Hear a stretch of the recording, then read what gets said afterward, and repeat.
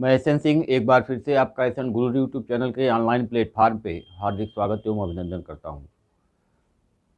TET, super TET, CTET की तैयारी के क्रम में पिछले कई दिनों से कोई वीडियो अपलोड नहीं हो पाया था। आज ये बहुत दिनों के बाद फिर से हम वीडियो अपलोड करना शुरू कर रहे हैं। पिछले वीडियो में हमने चर्चा किया था कि किस प्रकार से हम संख्याओं की विभाज्यता की जांच करते हैं।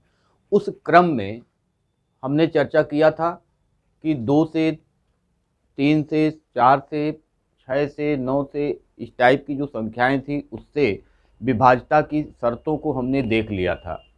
आज हम चर्चा करेंगे कि 7 से, 11 से और 13 से कि किस प्रकार से हम संख्याओं को 7 से विभाजित कर सकते हैं। क्या देखते हैं उसमें, कब कोई संख्या 7 से कटती है, कब कोई संख्या 11 से कटती है, कब कोई संख्या 13 से कटती है। तो हम आज डिविजिबिलिटी रूल चेक करेंगे 7 का, 11 का और 13 का। तो इसमें सबसे पहले हमको जानना ये है कि जब हम 7, 11 और 13 तीनों की डिविजिबिलिटी का एक ही नियम हम आपको बताएंगे।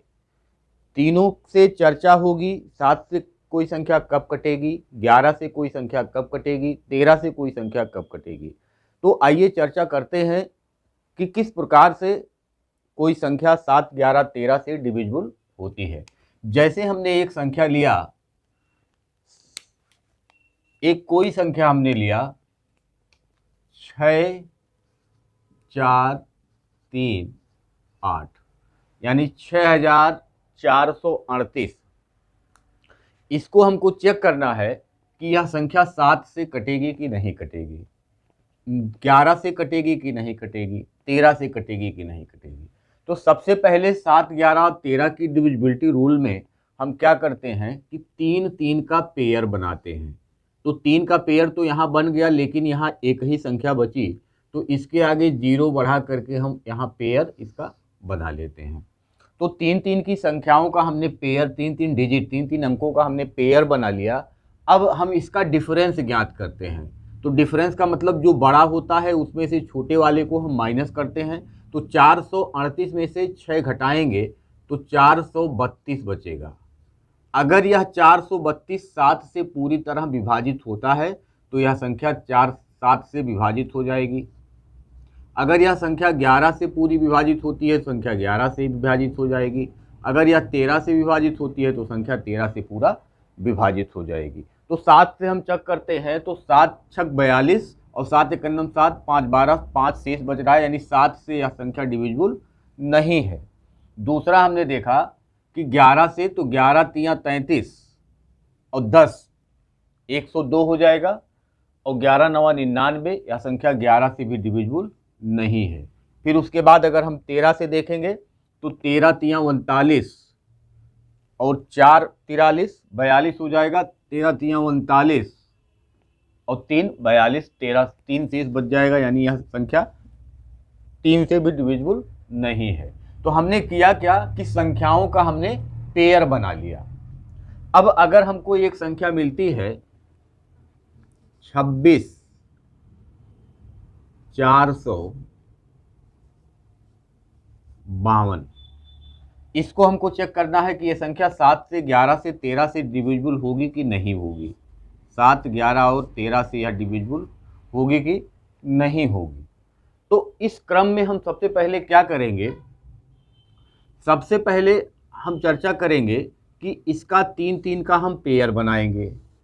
तो ये हो गया, 52 में से 26 गया तो 26 बचेगा, यानी ये संख्या डिफरेंस इसका आएगा 426। 7 से काटेंगे तो 7 छक 42, 6 नहीं कटेगा, 6 शेष बच जाएगा। 11 से काटेंगे तो 11 तियाँ 33 और 9 42, 96 हो जाएगा, 11 8 88, नहीं कटेगा। फिर 13 से काटेंगे, 13 तियाँ 39 और 3 42, 36 हो जाएगा, 13 दूनी 26, 10 शेष बच जाएगा, यानी यह संख्या ना तो 7 से कटेगी, ना तो 11 से कटेगी और ना तो 13 से कटेगी। इस टाइप की संख्याएं, जैसे मान लीजिए फिर हमने लिया एक संख्या कि 5 6 5, 5 6 5, इस टाइप की एक संख्या हमने लिया। अब इस संख्या को हम क्या करेंगे, यहाँ डिफरेंस करेंगे, तो डिफरेंस जो होगा वो 0 आएगा, डिफरेंस जो होगा वो 0 आएगा।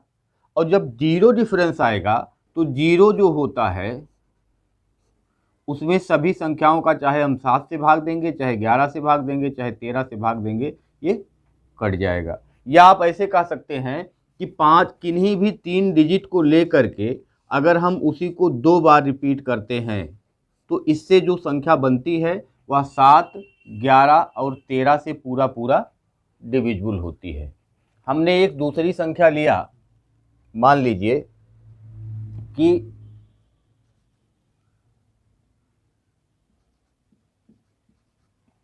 1,21,242। अब हमने पूछा कि ये संख्या जो है यह 7, 11, 13 से कटेगी कि नहीं कटेगी। तो सबसे पहले हमने क्या किया, इसका 3 3 का पेयर बनाया। जब इसको हम माइनस करेंगे तो यहाँ 121 बच जाएगा, 2 में से 1 गया 1, 4 में से 2 गया 2, 2 में से 1 गया 1। 121 अगर 7 से कटता है तो संख्या 7 से कट जाएगी, तो 7 एकन्नम 7, 5 12 51, 7 से नहीं कटता है, ये संख्या 7 से नहीं कटेगी। ये संख्या 11 से, तो 11 एकन्नम 11, 11 एकन्नम 11, 11 से यह संख्या कट जाएगी। और 13 से, तो 13 नवा 117, यानी ये संख्या 13 से नहीं कटेगी। तो इस प्रकार से हमने देखा कि कोई भी संख्या दी हुई हो तो हमको अगर डिविजिबिलिटी चेक करना है 7, 11 और 13 से, तो हम क्या करेंगे कि 3 3 का हम पेयर बना लेते हैं, इनका डिफरेंस ज्ञात कर लेते हैं, और डिफरेंस ज्ञात करने के बाद हम उस संख्या में 7 से, 11 से और 13 से भाग दे करके अगर उसमें भाग चला जाता है तो वह संख्या 7 से, 11 से, 13 से विभाजित हो जाएगी। 11 का एक स्पेशल रूल है, 11 का एक स्पेशल रूल है कि जैसे हमने कहा कि 3, 5, 4, 8, 1, 2, यह संख्या 11 से कटेगी कि नहीं कटेगी।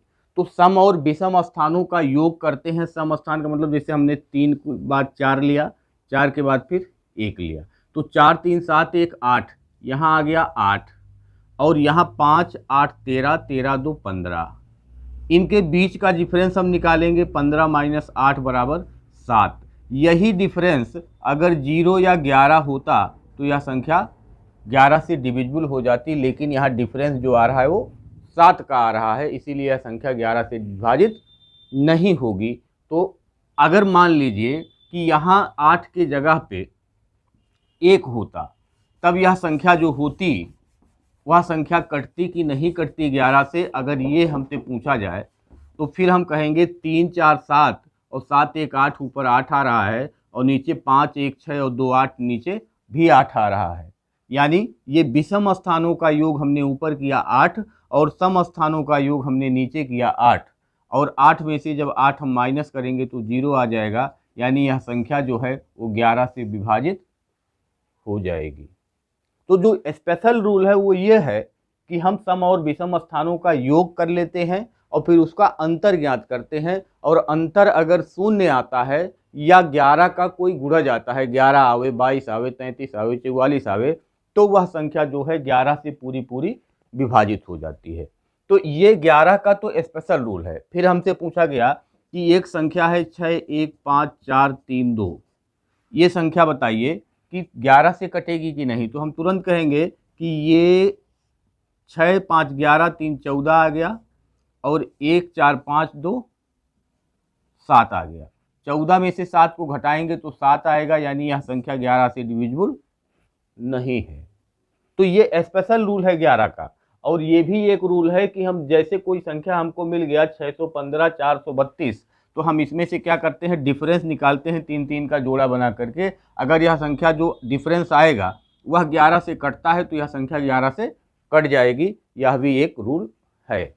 तो हमने चेक किया कि 7 से, 11 से और 13 से कोई संख्या किस प्रकार से विभाजित होती है।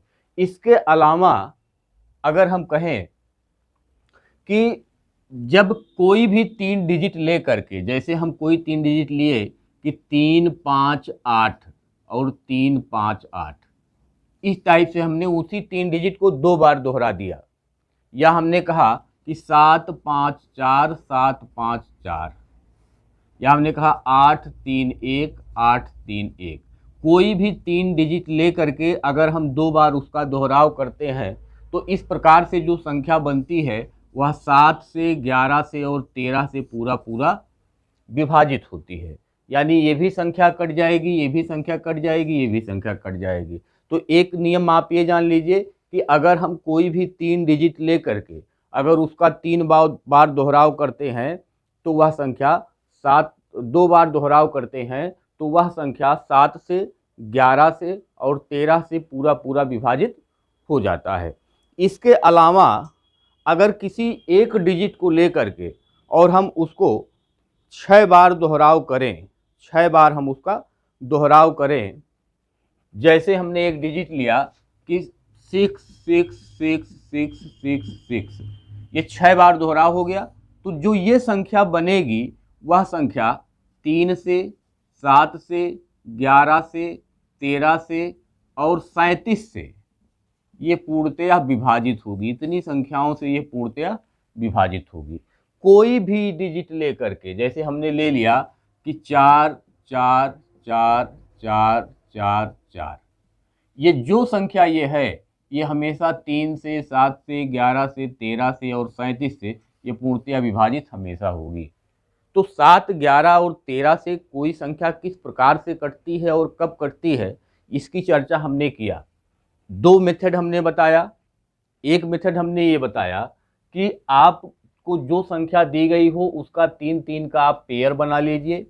3-3 के पेयर में अब अंतर ज्ञात कर लीजिए। अंतर ज्ञात करने के बाद उसमें 7 से भाग दीजिए, 11 से भाग दीजिए, 13 से भाग दीजिए। अगर वह अंतर कटता है तो वह संख्या उस संख्याओं से कट जाएगा। दूसरा कि अगर कोई 3 डिजिट लेकर के उसको हम 2 बार दोहराव कर दें तो वह संख्या 7, 11 और 13 से विभाजित हो जाएगी। फिर हमने बताया कि कोई एक डिजिट लेकर के अगर उसको हम 6 बार दोहराव कर दें तो वह संख्या 3 से, 7 से, 11 से, 13 से, 37 से पूर्णतया विभाजित होती है। तो इस प्रकार से हमने सीखा कि किस प्रकार हम 7, 11, 13 से कोई संख्या विभाजित कर सकते हैं। तो इस वीडियो में इतना ही। आगे आप देखिएगा कि अगला डिविजिबिलिटी रूल क्या होता है। वीडियो अगला जरूर देखिएगा। धन्यवाद।